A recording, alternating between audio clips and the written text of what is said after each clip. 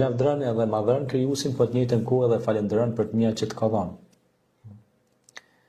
Dhikri pra e man gjithmonë egon të, domethënë, nën kontroll, nën frer.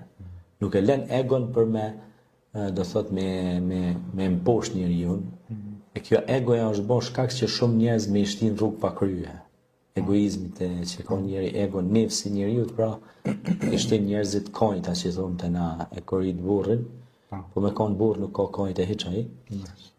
Kështu që kjo është domethënë shumë interesante sepse egoja i ka bën shumë njerëz që të dalin pe shinave të trenit, pe binarëve të trenit. Edhe kjo nuk është e mirë, prandaj dhikri është një lloj çekiçi, si ai çekiçi i gjykatësit ose prokurorit që i vjen edhe mbyll case çështjen.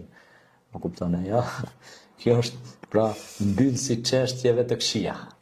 Pra dhikri i mbyll, nuk i lën me hap gojen.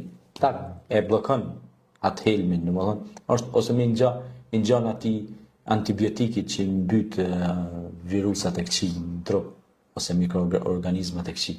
Dhikri është ilaç, është penicilin, është qetësim për zemrën, është dhikri është përmendja e Allahut, e nuk wala dhikrullahi al-akbar thot Zoti në Kur'an.